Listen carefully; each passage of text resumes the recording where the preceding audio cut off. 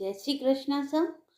आप सभी को कामिका एकादशी की हार्दिक शुभकामनाएं। आइए सुनते हैं कामिका एकादशी की व्रत कथा। युधिष्ठिर ने कहा, हे प्रभु, मैंने आषाढ़ माह के शुक्ल पक्ष की देवसैनी एकादशी का सविस्तार वर्णन सुना। अब आप मुझे श्रावण मास के कृष्ण पक्ष की एकादशी की कथा सुनाने की कृपा करें। इस एकादशी का नाम क्या है, इसकी विधि क्या है, इसमें किस देवता का पूजन होता है, इसका उपवास करने से मनुष्य को किस फल की प्राप्ति होती है। भगवान श्री कृष्ण ने कहा, हे युधिष्ठिर, मैं श्रावण माह की पवित्र एकादशी की कथा सुनाता हूँ। ध्यान पूर्वक श्रवण करो।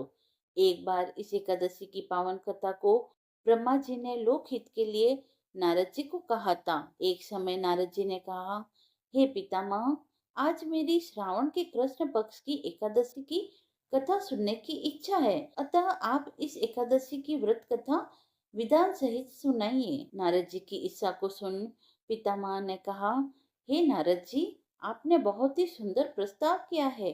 अब आप बहुत ध्यान पूर्वक इसे श्रवण करें। श्रावण मास के कृष्ण पक्ष की एकादशी का नाम कामिका है। इस एकादशी की कथा सुनने मात्र से वाजपेयी यज्ञ के फल की प्राप्ति होती है। कामिका एकादशी के उपवास में शंख चक्र गदाधारी भगवान विष्णु की पूजा होती है।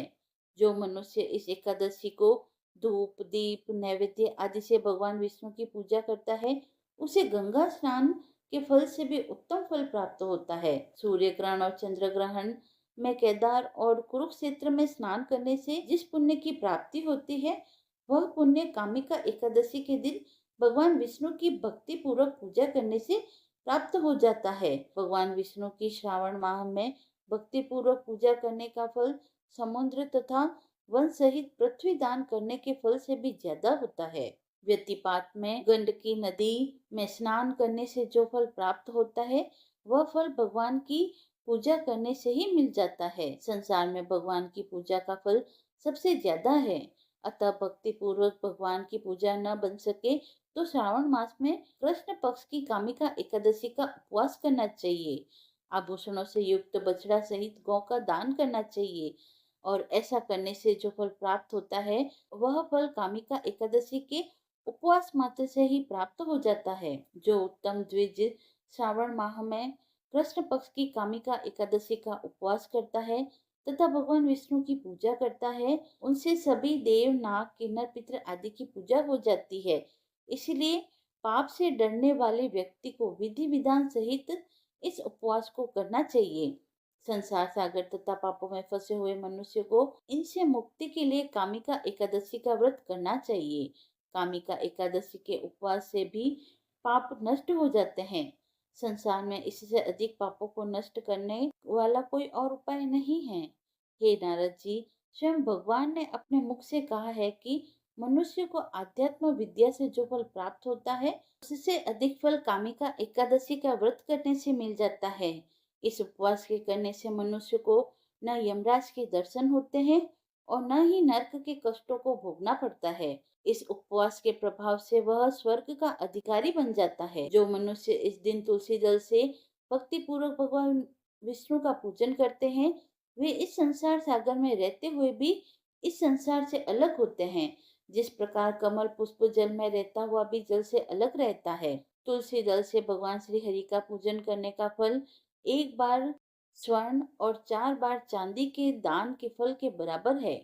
भगवान विष्णु रत्न मोती मणि आदि आभूषणों की अपेक्षा तुलसी दल से अधिक प्रसन्न होते हैं। जो मनुष्य प्रभु का तुलसी दल से पूजन करते हैं, उनके सभी पाप नष्ट हो जाते हैं।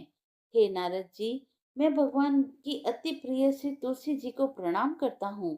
तुलसी जी के दर्शन मात्र से मनुष्य के सभी पाप नष्ट हो जाते हैं और शरीर के स्पर्श मात्र से मनुष्य पवित्र हो जाता है।